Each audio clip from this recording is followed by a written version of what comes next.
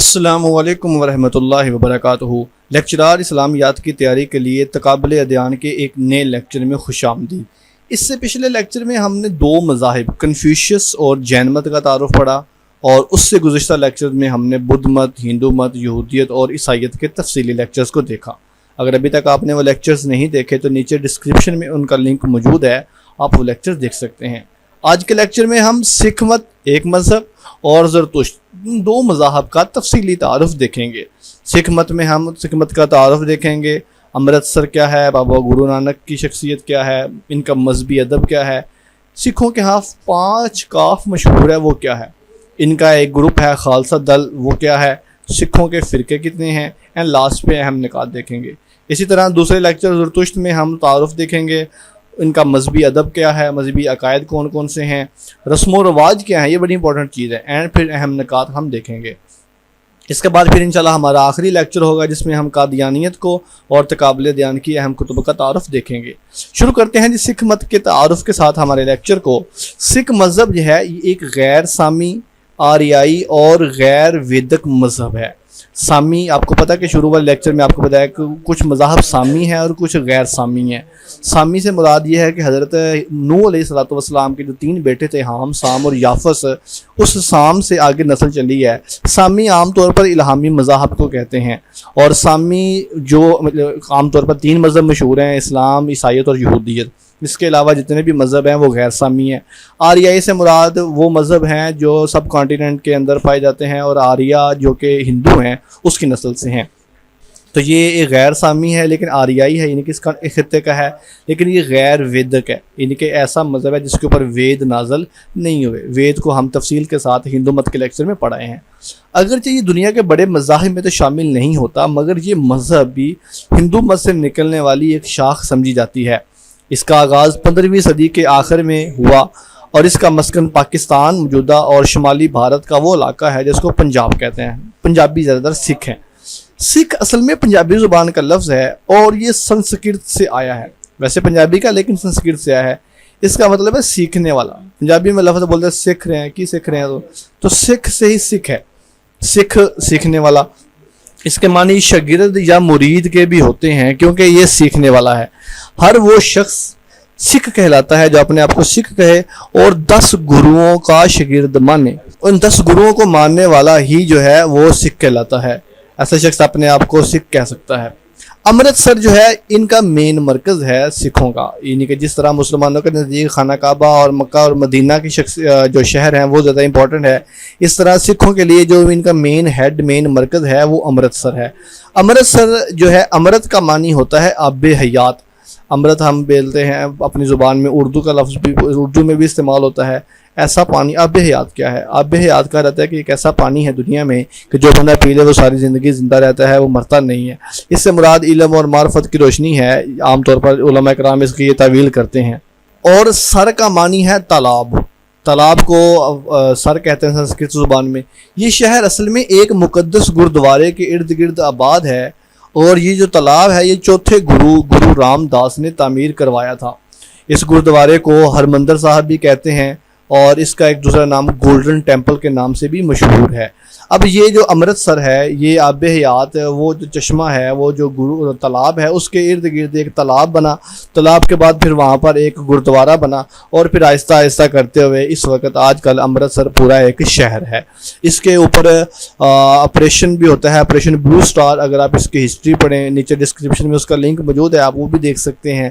Operation بلو star بھی ایک امرتسر کے ساتھ ہی تعلق رکھتا ہے، کہ جس میں ہندو اس وقت کے جو اندرا گاندھی کی حکومت تھی، انہوں نے آپریشن بلو سٹار کے نام سے سکھوں کے خلاف ایک فوجی آپریشن کیا، جس میں گولڈن ٹیمپل کی مندر کو بھی نقصان پہنچا، اور مذہبی عبادت گاہ بھی ہوتا اور ڈسٹرب ہوئی، اور پھر بڑے لوگوں کو چن کر سکھوں کو مارا گیا۔ اور بعد میں پھر 2 سکھ جو باڈی گارڈ تھے اندرا گاندھی کے، انہوں نے بعد میں اندرا گاندھی کو بھی شوٹ آؤٹ کر دیا۔ تو بہرحال یہ امرتسر کا جو جگہ پوائنٹ ہے، یہ سکھوں کا مرکزی مقام ہے۔ یہ ایک آب حیات کے تالاب کو کہتے ہیں۔ چوتھے گرو رام داس نے یہ تالاب تعمیر کروایا تھا۔ بابا گرو نانک جو ہے اس مذہب کے پیروکار ہیں، مانسوری اس کے مذہب کے ایجاد کرنے والے، شروع کرنے والے ہیں۔ وہ شیخو پورہ پاکستان کا جو شہر ہے لاہور کے قریب، اس کے قریب تلونڈی کا ایک مقام ہے، وہاں پر پیدا ہوئے، اور تلونڈی کو آج کل ننکانہ صاحب کہتے ہیں۔ اب تو ننکانہ صاحب پورا ایک ضلع بن چکا ہوا ہے آئی تھنک۔ ان کے جو والد تھے ان کا نام کلیان چند عرف کالو تھا، اور یہ ایک دفعہ MC کو آیا تھا کہ بابا گرو نانک کے والد کا نام کیا تھا، کلیان چند عرف کالو، اور والد محترم جو تھے ان کے وہ ایک مقامی مسلم زمیندار رائے بلد کے منشی تھے، ان کے ایک مقامی زمیندار تھا مسلمان، اس کے منشی تھے۔ ایک اور قول کے مطابق بابا گرو نانک کے والد محترم جو تھے وہ ایک دکاندار تھے، اور اس کے علاوہ گاؤں کے پٹواری بھی تھے، اور آپ کے والد کا نام ترپتا تھا، والد کلیان چند عرف کالو اور والدہ ترپتا۔ بابا گرو نانک کا تعلق جو تھا وہ ہندوؤں کے کھشتری خاندان کے ساتھ تھا، اور یہ امپورٹنٹ MCQs ہے، یہ آپ نے یاد رکھنا ہے۔ ان کا شہر جو ہے وہ امپورٹنٹ MCQs ہے، کب کہاں پیدا ہوئے، اور تلونڈی، ننکانہ صاحب، شیخو پورہ اور کھشتری خاندان سے تعلق تھا۔ اچھا، اگر آپ کتابوں کے اوپر جو آپ کو ہیلپنگ بکس نظر آئیں گی اس کے اوپر مختلف نام لکھے ہوتے ہیں، کہیں جگہ پر ننکانہ لکھا ہوتا ہے، کسی جگہ پر تلونڈی لکھا ہوتا ہے، کسی جگہ پر شیخو پورہ لکھا ہوتا ہے، تو آپ نے کنسیپٹ کلیئر کریں کہ شیخو پورہ کے قریب جو شہر ہے، لاہور کے قریب جو شیخو پورہ ہے، وہاں کا ایک مقام تھا تلونڈی، گاؤں تھا چھوٹا سا وہ ایک، بعد میں پھر قصبہ بنا، قصبے سے پھر بعد میں شہر بن گیا۔ تلونڈی کا بعد میں پھر نام ننکانہ صاحب رکھ دیا گیا۔ تو جو بھی آج میں سے MCQs آپ لگا دیں وہ ٹھیک ہو جائے گا، آپ نے کنسیپٹ ذہن میں رکھنا ہے۔ ایک مرتبہ کہا جاتا ہے کہ آپ ایک چھوٹا سا واقعہ یہاں پہ پڑھیں، پھر اس کے بعد آگے بات کو لے کے چلتے ہیں۔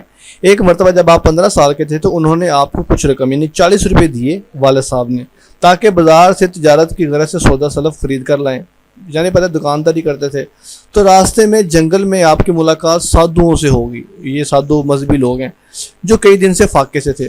آپ نے وہ تمام رقم ان کے کھانے پینے پر خرچ کر دی اور اپنی طرف سے نفع بخش سودا کر کے گھر پہنچے، یعنی کہ کسی غریب کی، فقیر کی مدد کرنا یہ سب سے بہترین بزنس ہوتا ہے۔ تو آپ کے والد محترم نے آپ کو بہت سخت ڈانٹا۔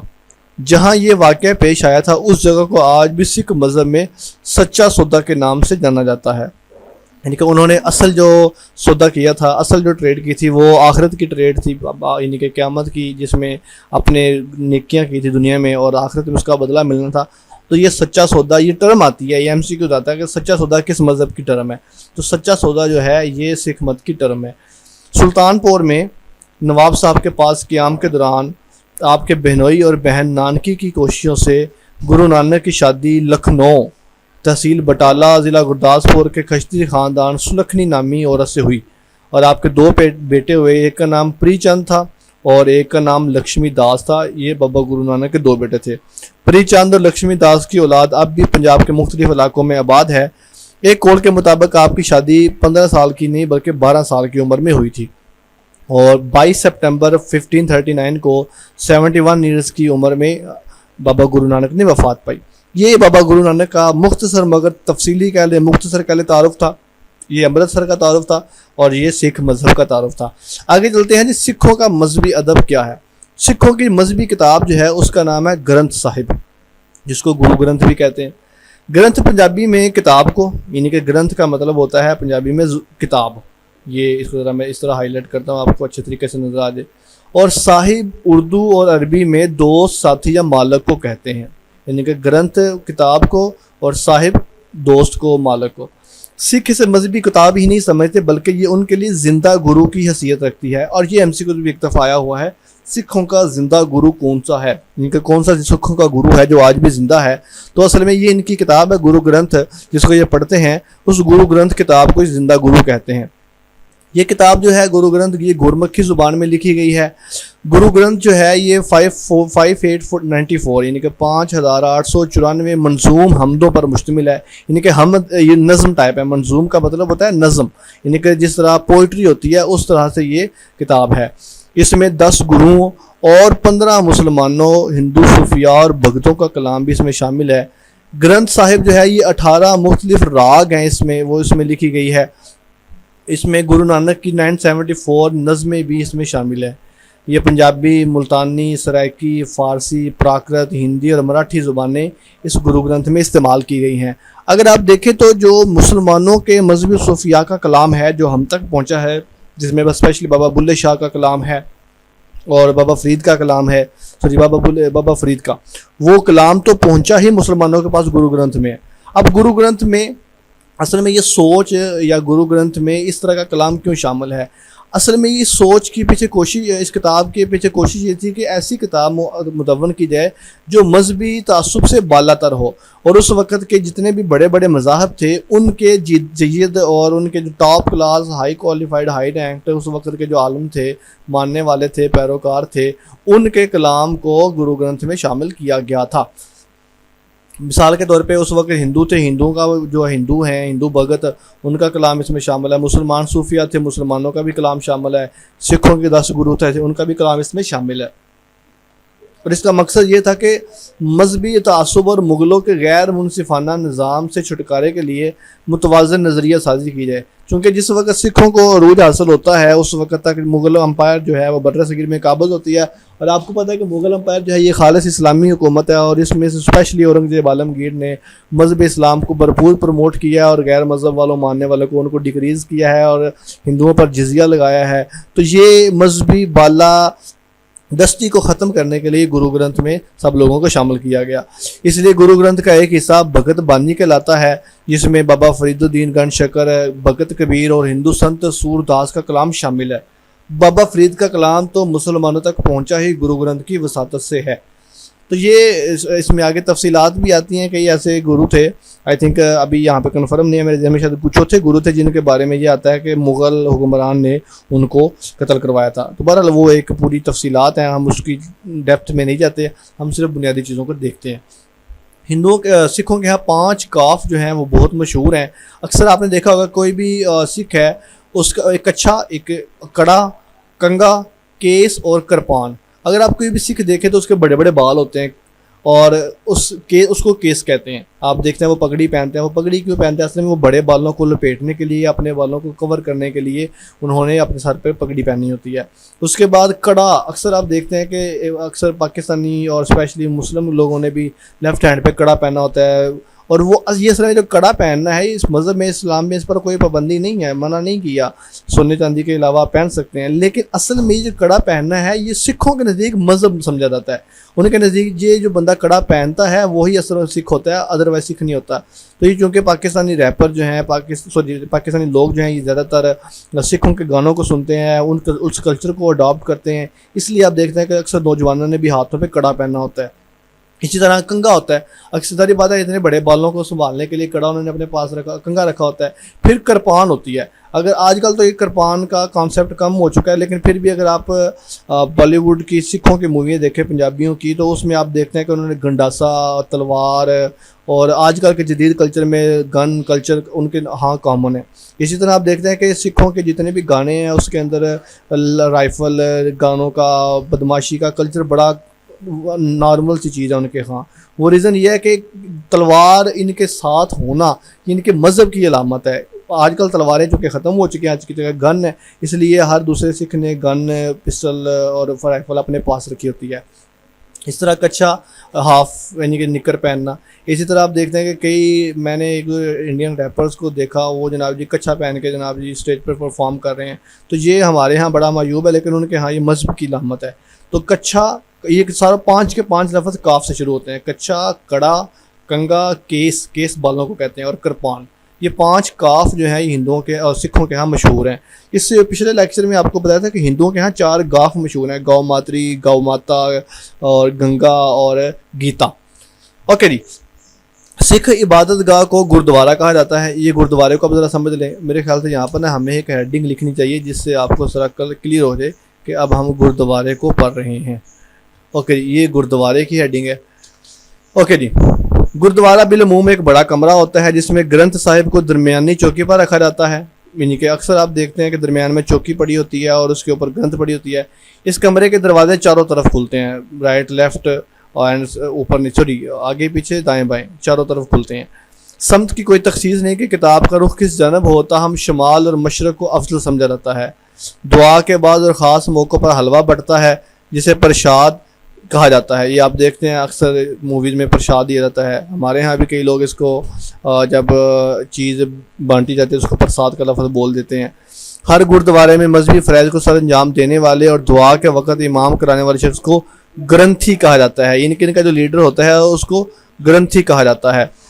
امرتسر میں واقع ہرمندر ٹیمپل جو گولڈ ٹیمپل کے نام سے مشہور ہے، یہ سکھوں کا سب سے اہم گرودوارا ہے اور یہ گرو رام داس نے تعمیر کروایا تھا۔ اس کے بعد نیکسٹ پوائنٹ ہے جی خالصہ۔ خالصہ اصل میں سکھ مت پیروکاروں کے ایک اجتماعی وجود کا نام ہے۔ یہ اصل میں ایک فوجی منظم گروہ ہے۔ اس کی بنیاد سکھوں کے 10ویں گرو گوبند سنگھ نے 30 مارچ 1699 کو آنند پور میں رکھی۔ اس سے پہلے جتنے بھی سکھ تھے وہ اہنسا یعنی عدم تشدد کے قائل تھے، لیکن ان کا نقصان اس کو ہوا کہ گرو گوبند سنگھ سے پہلے لوگ بڑے زیادہ قتل بھی ہوئے، جیسا کہ آگے گرو ارجن دیو کے بارے میں بھی آئے گا۔ اہنسا پر عمل کرنے کی وجہ سے ان کے جانی نقصان ہوا، تو پھر گرو گوبند سنگھ نے یہ کہا کہ کیوں نہ ہم لوگوں کا ایک منظم فوجی سیٹ اپ ہونا چاہیے، تو انہوں نے اس کا نام خالصہ رکھا۔ اور ایک خالصہ پت کے لیے انہوں نے کہا کہ 5 کاف کا ہونا ضروری ہے، جس کی آگے تفصیل گزر چکی ہے۔ کیس یا کیس، کنگا، کچھا، کارا، لوہے کا کڑا جسے کہتے ہیں اور آج کل کنگن پہنا جاتا ہے، اور کرپان۔ انگریزوں نے خالصہ کو جنگجوؤں اور اپنے باڈی گارڈ کے طور پہ رکھا۔ گرو گوبند سنگھ جو تھے یہ سکھوں کے آخری انسانی گرو تھے۔ گرو ارجن دیو اس کے بعد آتے ہیں۔ گرو ارجن دیو جو ہیں ان کے بارے میں چھوٹا سا ایک واقعہ ہے، پھر آپ کو بات سمجھ آئے گی کہ یہ سکھ جو تھے یہ مسلمانوں کے خلاف کیوں ہوئے اور انہوں نے مغلوں کے خلاف بغاوت کیوں کی۔ گرو ارجن دیو سکھوں کے 5ویں گرو تھے اور گرو رام داس کے بیٹے تھے۔ 15 اپریل 1560 کو گووندوال میں یہ پیدا ہوتے ہیں۔ 1 سپٹمبر 1581 کو گرو کے منصب پر فائز ہوئے۔ کہا جاتا ہے کہ اورنگزیب عالمگیر نے 30 مئی 1606 کو گرو ارجن پر بغاوت کا الزام لگا کر ان کو لاہور میں قید کروا دیا۔ ان دنوں جو دریائے راوی تھا وہ شاہی قلعے کے پہلو میں بہتا تھا۔ گرو ارجن دیو کو پھانسی کی سزا سنائی گئی، اور ایک روایت کے مطابق کہا جاتا ہے کہ گرو ارجن نے پھانسی سے قبل دریا میں غسل لینے کی خواہش ظاہر کی تاکہ پاک صاف ہو کر مذہبی رسومات ادا کر کے وہ پھانسی چڑھیں۔ ان کی اس آخری خواہش کو پورا کیا گیا۔ انہوں نے غسل کی غرض سے دریا میں ڈبکی لگائی اور دوبارہ اوپر نہیں آئے۔ سکھوں کے نزدیک گرو ارجن کے جو قاتل ہیں وہ مسلمان ہیں، اسی لیے انہوں نے اس کا بدلہ پھر مسلمانوں سے لیا۔ قلعہ لاہور کے قریب گردوارہ ڈیرا انہی کی یاد میں تعمیر ہے۔ اگر آپ آج کل پاکستان لاہور شہر مینار پاکستان جائیں تو وہاں پر شاہی قلعے کے بالکل ساتھ ایک ٹیمپل ہے گردوارہ ڈیرا، وہ انہی کی یاد میں گرو ارجن دیو کی یاد میں بنایا گیا ہے۔ اور گرو ارجن دیو کے عہد میں ہی امرتسر کی تعمیر مکمل ہوتی ہے۔ ترن تارن اور کرتارپور بھی انہوں نے بسائے۔ کرتارپور راہ دری ہے، یہ اصل میں کرتارپور کے بارے میں سمجھ لیجئے، یہ وہ جگہ ہے جہاں عمر کے آخری حصے جو تھے بابا گرو نانک نے گزارے۔ کرتارپور راہ دری بھی اس لیے بنانے کا مقصد یہ ہے کہ اب یہ جو جگہ تھی یہ پاکستان میں ہے اور سکھوں کا مذہبی مقام ہے، اور یہاں سے جو پنجاب کا علاقہ ہے، کچھ پنجاب جو ہے وہ انڈیا میں ہے۔ تو گورنمنٹ پاکستان نے کیا کیا کہ انہوں نے یہ جو علاقہ تھا یہ بارڈر سے تقریباً کوئی چند کلومیٹر اندر تھا بس، یعنی کہ انڈیا کے بارڈر سے چند کلومیٹر ساتھ یہ گرو نانک کا آخری پوائنٹ کرتارپور تھا۔ تو پھر پاکستان گورنمنٹ نے کیا کیا کہ یہ والا ایریا انہوں نے ویزا فری کر دیا، یعنی کہ اگر فرض کر لے بارڈر سے 1 کلومیٹر آگے ہے تو وہ بارڈر کا 1 کلومیٹر کا ایریا اور انڈیا سے کچھ علاقہ ملا کر انہوں نے وہ سارا باؤنڈری ایریا کر دیا کہ یہ جو لوگ سکھ ہیں یہ اپنے مذہبی عبادت کا کہہ لیں یا مذہبی پوائنٹ کہہ لیں کرتارپور دیکھنے کے لیے انڈیا سے ڈائریکٹ کرتارپور آئیں اور بائی روڈ آ سکتے ہیں۔ ان کے لیے اس کو پاکستان آنا اور ویزا لگوانے کی ضرورت نہیں ہے۔ گرو گرنتھ کو اکٹھا کرنا گرو ارجن دیو کا کارنامہ تھا۔ سکھ مذہب کے پرچار کے لیے مسند بنوائے گرو ارجن دیو نے۔ لنگر خانے اور گردواروں کے انتظام و انصرام کے لیے سکھوں پر 10واں ٹیکس نافذ کیا، یعنی کہ سکھوں پر 10% ٹیکس ہے جو وہ اپنے مذہب کے لیے اس کی پروموشن کے لیے دیتے ہیں، تو وہ یہ بھی گرو ارجن دیو نے لگایا۔ اس کے بعد سکھوں کے فرقے دیکھ لیتے ہیں۔ سکھوں کے 2 مشہور فرقے ہیں، ایک کا نام اکالی ہے اور ایک کا نام نامداری ہے۔ اکالی جو ہے یہ جدیدی فرقہ ہے اور شدت پسند جذبات کا حامل ہے، جبکہ نامداری فرقے کا جو بانی ہے یہ بھائی رام سنگھ ہے، یہ ذرا اپڈیٹڈ ہے، اور اکالی جو ہے یہ شدت پسند ہے۔ سکھ مت کے اہم نکات دیکھ لیں۔ گرو گرنتھ سکھوں کا زندہ گرو ہے۔ بابا فرید کا کلام مسلمانوں تک گرو گرنتھ کی وساطت سے پہنچا۔ گرو گرنتھ کو گرو ارجن دیو نے مرتب کیا۔ بابا گرو نانک کھشتری خاندان سے تھے۔ دنیا بھر میں سکھوں کی تعداد 2 کروڑ 30 لاکھ ہے اور اس کا 60% جو ہے وہ بھارتی صوبہ پنجاب میں ہے۔ آج کے لیکچر کا جو دوسرا حصہ ہے وہ زرتشتزم کے بارے میں ہے۔ زرتشتزم کے بارے میں 4 سے 5 چیزیں ہم نے پڑھنی ہیں، وہ ذرا دیکھ لیں۔ سب سے پہلے نمبر پہ زرتشت کا تعارف ہے۔ زرتشت جو ہے یہ ایران کا قدیم ترین مذہب ہے۔ اوسطا میں اس کا اصل نام زرتشتہ آیا ہے۔ اوسطا زرتشت کی کتاب ہے۔ یہ یونانی زبان کا لفظ ہے زرتشت، اور لاطینی میں یہی لفظ زوراسٹر بن گیا، اور جب انگریزی میں گیا تو اس کو زوراسٹر یعنی بڑا پادری کہا جانے لگا۔ یہ افغانستان کے مقام گنج میں پیدا ہوئے۔ زرتشت جو ہے یہ ایک شخص کا نام ہے، اسی کے نام پر باقاعدہ مذہب ہے۔ یہ افغانستان کے مقام گنج میں پیدا ہوئے۔ کوروش اعظم اور دار اعظم نے زرتشت مذہب کو تمام ممالک میں حکمن رائج کیا۔ یہ کوروش اعظم جب ہم پرشین ہسٹری پڑھیں گے تو اس میں یہ ڈسکس کیا جائے گا، کوروش اعظم اور دار اعظم۔ بعد میں یہ مذہب مجوسیت میں مدغم ہو گیا، اور آج کل اس کے پیروکاروں کو پارسی یا مجوسی کہتے ہیں۔ تو زرتشت، پارسی، مجوسی، یہ اصل میں ایک ہی مذہب کے 3 نام ہیں، آپ اس طرح سمجھ لیجئے۔ بعض لوگوں کے نزدیک جو زرتشت تھے وہ پیغمبر تھے ایک، کیونکہ جو ان کے عقائد ہیں جس میں جنت جہنم کا کانسیپٹ ہے، پل صراط کا کانسیپٹ ہے، فرشتوں کے کانسیپٹ ہے، خدا کے صفات ہیں وغیرہ وغیرہ، تو یہ ساری صفات سے لگتا ہے کہ یہ جیسے ایک وقت میں پیغمبر کی تعلیمات تھی، لیکن امداد زمانہ سے اس میں لوگوں نے تحریفات کر کے اس کو بدل دیا۔ زرتشت کے مذہبی عقائد کون کون سے ہیں؟ اس کے 3 بنیادی اصول ہیں: گفتار نیک، پندار نیک، کردار نیک۔ یعنی کہ آپ کی گفتگو ٹھیک ہونی چاہیے، آپ کا پندار نیک ہونا چاہیے، اور آپ کا کردار نیک ہونا چاہیے۔ زرتشت جو ہے یہ سنویت کے قائل ہیں۔ یہ ایم سی کیو ہر دفعہ آ جاتا ہے کہ سنویت کا قائل کون سا مذہب ہے؟ 2 خداؤں کا قائل ہے۔ یعنی کہ زرتشت کے نزدیک 2 خدا ہیں، ایک ہے اہرمزدا اور ایک ہے اہرمن۔ اہرمزدا یزداں جو ہے یہ نیکی کا خدا ہے، اور جو اہرمن ہے جس کی آگے ادھر بات آئے گی، یہ آگے ڈسکس آئے گا، یہ گناہوں کا، دوسرے نیکی کا نہیں بلکہ گناہوں کا خدا ہے۔ اہرمزدا یا اور اہرمن 2 نام ہیں۔ نیک روحوں کی مدد ہے۔ اہور کا مطلب ہے آقا، اور مزدہ کے معنی ہے عقل مند۔ یعنی اہرمزدا کا مطلب ہے عقل مند آقا یا عقل مند مالک۔ یزداں کی خدمت میں 6 دیوتا ہوتے تھے، یعنی کہ یہ اس عقل مند یا نیک بادشاہ، اس کے پاس 6 دیوتا ہوتے تھے جو 6 اہرمزدا کی نمائندگی کرتے تھے۔ شروع میں یہ سب اہرمزدا کے خاص تھے، اور بعد میں یہ فرشتے بن گئے۔ یہ فرشتوں کا کانسیپٹ بھی زرتشت میں موجود ہے۔ وہ 6 نیکی کے فرشتے کون تھے؟ اس کے یہ نام لکھے: وہومنا، آشتا، کھشترا، اسپنتا، ہاروت، امریتا۔ یہ اصل میں آگے ان کی صفات ہے کہ یہ نیک خیالات کا فرشتہ تھا، نیکی کا فرشتہ تھا، روحانی بادشاہ، مقدس زہر، کفارہ، لافانیت۔ بہرحال زرتشت نے خداوند کی 28 صفات بیان کی ہیں، یعنی کہ خدا 28 قسم کی خدا کی کوالٹیز ہیں، جن میں سے چند ایک یہ ہیں: وہ ایک ہے، اس کا کوئی ہمسر نہیں، اس کی نہ ابتدا ہے نہ انتہا، نہ کوئی باپ ہے نہ بیوی نہ اولاد، وہ بے جسم بے شکل ہے، اس کا احاطہ نہیں کر سکتی، وہ سب سے بڑھ کر ہے، وہ ہم میں سے زیادہ ہمارے نزدیک ہے۔ اب یہ جو میں نے 8 آپ کے سامنے 28 میں سے لکھی ہیں، یہ تقریباً اللہ کے بارے میں جو مسلمانوں کا کانسیپٹ ہے وہی سارے کا سارا زرتشتزم میں ہے۔ لیکن وقت گزرنے کے ساتھ ساتھ جس طرح تورات، زبور، انجیل میں تحریفات ہوتی ہیں، پاسبل ہے زرتشتزم میں بھی تحریفات ہو چکی ہوں۔ زرتشت کی مذہبی ادب جو ہے وہ دیکھ لیتے ہیں۔ ان کا مذہبی ادب اوسطا ہے۔ اوسطا یہ ان کی مقدس کتاب ہے، اور یہ پہلوی زبان میں لکھی گئی ہے۔ 21 پارے تھے اس میں۔ اس اوسطا کو یند اوسطا یا زند اوسطا بھی کہا جاتا ہے۔ مین کتاب ایک ہے اور وہ ہے اوسطا۔ یہ ایم سی کیو آتا ہے کہ اوسطا کس مذہب کی کتاب ہے؟ اوسطا جو ہے یہ پہلوی زبان میں لکھی ہوئی زرتشت کی کتاب ہے۔ اوسطا کے اب 3 حصے ہیں۔ اوسطا کے سب سے پہلے یسنا ایک حصہ ہے، اور یسنا کے بعد اس کا دوسرا حصہ جو ہے وہ وندیاد ہے۔ دوسرا حصہ وندیاد ہے۔ وندیاد کے بعد تیسرا حصہ اس کا یشت ہے۔ اب یہ ذرا دیکھ لیں کیا ہے یشت، تینوں ذرا دیکھ لیتے ہیں۔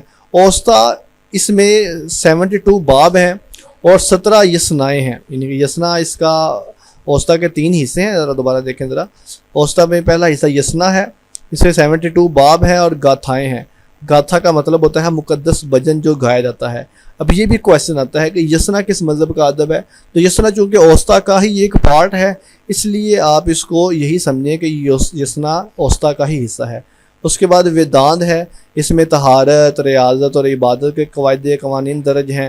اس کے بعد اس میں یشت ہے، یشت یعنی فرشتوں کی مدعیت اور ان کے بارے میں عام عقیدہ یہی ہے کہ یہ زرتشت کا کلام ہے۔ کہا جاتا ہے کہ سکندر اعظم نے 331 قبل مسیح میں ایران فتح کیا تو اوسطا کا زیادہ حصہ ضائع ہو گیا۔ ساسانیوں کے عہد میں اوسطا کو دوبارہ جمع کیا گیا تو 348 فصلیں مل سکیں اور جنہیں 21 کتابوں میں منقسم کیا گیا۔ آج کل صرف تقریباً 83,000 الفاظ ہیں اوسطا میں۔ ان کا ایک اور بھی مذہبی ادب ہے، اس کا نام دساتیر ہے۔ یہ دساتیر کا مطلب ہے 10 حصوں پر مشتمل ایک کتاب، یعنی 10 کے معنی ہے 10 اور تیر کا مطلب ہے ایک حصہ۔ یہ اس میں قانون ہے، مذہبی قاعدے قوانین ہے دساتیر کے اندر۔ یہ 2 کویشچن آتے ہیں، دساتیر، یسنا اور اوسطا کا، یہ تینوں کے تینوں زرتشت کے مذہب ہیں۔ دساتیر کو آگے مزید 2 حصوں میں تقسیم کیا جاتا ہے، خرد دساتیر چھوٹے دستور اور کلاں دساتیر یعنی بڑے دساتیر۔ پارسیوں کے مذہبی صحیفے 2 زبانوں میں پائے جاتے ہیں، پہلے تو وہ پہلوی زبان میں ہے اور دوسرا یندی زبان میں ہے۔ ان 2 زبانوں کے علاوہ کچھ مذہبی مواد ایسی تحریری شکل میں پایا جاتا ہے جسے پڑھا نہیں جا سکتا، اور کچھ زرتشتی دساتیر کو زیادہ مستند سمجھتے ہیں جبکہ دوسرے اوسطا کو۔ اب چونکہ 2 ڈپارٹمنٹ ہیں تو کچھ اوسطا کو اچھا سمجھتے ہیں اور کچھ دساتیر کو۔ آپ ایسے سمجھ لیجیے جس طرح یہودی مذہب میں انجیل ہے اور اس کے مقابلے میں تلمود ہے، اسلام میں قرآن ہے اور اس کے ساتھ حدیث ہے، اس طرح یہاں پر دساتیر ہیں اور ساتھ میں اوسطا ہے۔ ان کے رسم و رواج بڑے اہم ہیں، وہ ذرا دیکھ لیں۔ زرتشت کے ماننے والے آگ کی پوجا کرتے ہیں اور مزدہ کے لیے آگ کو بطور علامت استعمال کیا جاتا ہے، اور کہا جاتا ہے کہ کیونکہ آگ ایک پاک چیز ہے اور یہ دوسری چیزوں کو بھی پاک کرتی ہے۔ کوئی بھی مثال کے طور پہ اگر آپ نے لوہا پگھلانا ہے یا آپ نے سونا صاف کرنا ہے تو آپ آگ میں ڈالتے ہیں، تو آگ پاک ہے اور باقی کو بھی پاک کرتی ہے۔ اور پاکیزگی کی مقدس علامت کے طور پر ان کے مکانوں میں اور معبد خانوں میں ہر وقت آگ روشن رہتی ہے، خواہ وہ چراغ ہی ہو۔ اسی لیے انہیں آتش پرست سمجھ لیا گیا ہے، کیونکہ یہ آگ کے نزدیک ان کے نزدیک بڑی امپورٹنٹ ہے۔ عرب لوگ انہیں مجوسی کہتے ہیں اور ان کو پارسی بھی کہا جاتا ہے۔ ان کے رسم و رواج میں ایک مینار خاموشی ہے۔ کہا جاتا ہے کہ یہ جو لوگ ہیں یہ اپنے مردوں کو دفناتے بھی نہیں ہیں اور جلاتے بھی نہیں ہیں، بلکہ کیا کرتے ہیں، ایک بلند جگہ پر جس کو مینار خاموشی کہتے ہیں وہاں پہ رکھ آتے ہیں تاکہ وہاں سے پرندے ان کی لاش کو اچک لے جائیں، کھا جائیں۔ کیونکہ ان کے نزدیک زمین جو ہے یہ پاک ہے، تو اپنے مردوں کو تو زمین میں نہیں رکھ سکتے کیونکہ مردہ ناپاک ہو جاتا ہے، کیونکہ اس میں ضرور نکل گئی ہے، اور اس کو جلا بھی نہیں سکتے کیونکہ آگ ان کے نزدیک بڑی متبرک ہے، کیونکہ آگ میں اگر ڈالیں گے مردہ تو آگ ناپاک ہو سکتی ہے۔ اس لیے اپنے مردوں کو جلانے یا دفنانے کے بجائے کھلے گول نما عمارت میں رکھ آتے ہیں جہاں سے مردار خور پرندے کھا جاتے ہیں۔ اس عمارت کو دخمہ یا مینار خاموشی کہا جاتا ہے۔ میت یہاں پر پڑی رہتی ہے یہاں تک اس کا گوشت مردار کھا لیتے ہیں یا سورج کی روشنی سے گل سڑ جاتا ہے۔ اس کے بعد ہڈیوں کو اکٹھا کر کے چورا بنا کر رکھ لیتے ہیں جو بارش یا ہوا سے بکھر جاتا ہے۔ آج کل کے جو زرتشت ہیں وہ اپنے مردے جلاتے یا دفناتے نہیں ہیں، بلکہ اس کے بعد کیا کرتے ہیں، اس کو کیمیکل لگا کے رکھ دیتے ہیں، جسم گل سڑ جاتا ہے اور اس کے بعد ہڈیوں کو جو وہ ہوا میں یا آگ میں یا پانی میں پھینک دیتے ہیں۔ یہ آج کل چونکہ مینار خاموشی اور دخمہ آج کل ختم ہو چکا ہوا ہے۔ اس کے بعد ان کی ایک اور بڑی عجیب سی رسم ہے، وہ ہے سگ دید۔ سگ اصل میں فارسی میں کہتے ہیں کتے کو، اور دید کا مطلب ہوتا ہے دیکھنا، یعنی کہ ڈاگ کا دیکھنا، کتے کا دیکھنا۔ کہتے ہیں کہ جب آدمی فوت ہو جاتا ہے تو ایک نیشو نام کا ایک شیطان ہے، یہ شیطان جو ہے یہ انسانی لاشوں کو چھو کر اسے گندا کر دیتا ہے۔ تو اس لیے کتا چونکہ انسانی جسم کی حفاظت کرتا ہے زندہ ہوتے ہوئے بھی، تو اس لیے لاش کے ساتھ یہ کتا لے کر جاتے ہیں تاکہ جو نیشو نام کا شیطان ہے وہ ہماری ڈیڈ باڈی سے دور رہے۔ کتے کو مرنے والے کے بستر پر لایا جاتا ہے اور کتے کو لاش دکھا کر اس کے جسم پر منہ رگڑ دیا جاتا ہے۔ یہ اس کا عقیدہ ہے کہ جب کتا اس جسم کو دیکھتا ہے تو نیشو کو بھگا دیا جاتا ہے۔ اس عقیدے کی بنیادی یہ تھی کہ کتا جو چوروں، بھیڑیوں اور مادی دشمنوں کو بھگا دیتا ہے وہ بدروحوں کو بھی بھگا سکتا ہے، اور مجوسی لوگ اپنی میت کے ساتھ کتا لے کر جاتے ہیں کہ راستے میں کوئی شیطان لاش کو ناپاک نہ کر دے۔ آج کے لیکچر کا لاسٹ پوائنٹ وہ ہے اہم نکات ہیں۔ جسمانی طہارت اور کھلی فضا میں رہائشیوں کے مذہبی فرائض ضروری ہیں۔ اکثر آپ دیکھتے ہیں کہ جو بھی پارسی ہوگا ان کا جسم وہ بڑے پاک صاف ہوں گے اور ان کے گھر جو ہوں گے وہ کھلے ہوں گے، فضا ہوادار ہوگی اور گھروں میں اندر درخت لازمی لگے ہوں گے۔ ہندو جو ہے سناتن دھرم اور یہودیوں کی طرح پارسی مذہب بھی غیر تبلیغی ہے۔ یہ لوگ نہ دوسرے کے لوگوں کو اپنے مذہب میں داخل کرتے ہیں نہ ان کے ساتھ شادی کرتے ہیں۔ حصول علم ان کے جزء ایمان ہے، ان کے علم ان کے لیے بڑا ضروری ہے اور یہ بڑے پڑھے لکھے ہوتے ہیں، اس لیے ہر پارسی معبد میں ایک سکول لازمی ہوتا ہے دنیا میں پارسی جو ہے وہ تقریباً 2 لاکھ ہیں. سب سے زیادہ پارسی جو ہے وہ انڈیا کے شہر بمبئی میں رہتے ہیں، لیکن یہ تعداد بھی دن بدن کم ہو رہی ہے. تعلیم یافتہ اور تجارت پیشہ ہیں. کہا جاتا ہے کہ قائد اعظم نے جو دوسری شادی کی تھی رتن بھائی پٹیل سے، وہ ایک پارسی مجوسی تھی اور بعد میں اس کا اسلامی نام جو تھا وہ مریم رکھا گیا. زرتشت کو انگریزی میں مگس یعنی جادوگر بھی کہتے ہیں. زرتشت میں پرسرات کو چنوٹ کہتے ہیں. زرتشت کو پیغمبر ایران بھی کہا جاتا ہے. زرتشت کے مذہبی اسکالر کو پروہت کہا جاتا ہے. اور نوروز جو ہے یہ زرتشت کا اہم تہوار ہے. اس کو زوراسٹر یعنی بڑا پادری بھی کہا جاتا ہے. یہ تھے ہمارے آج کے لیکچر کے اہم نکات جس کو ہم نے زرتشت کے حوالے سے دیکھا.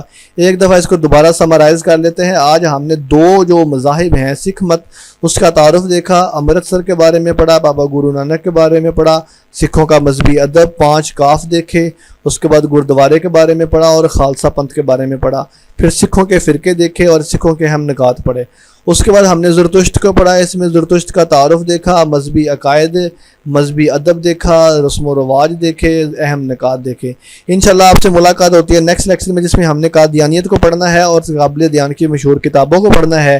اس کے بعد پھر ہمارا قادیانیت کے ساتھ ہی لیکچر جو ہے قابل دیان کے لیکچرز کمپلیٹ ہو جائیں گے.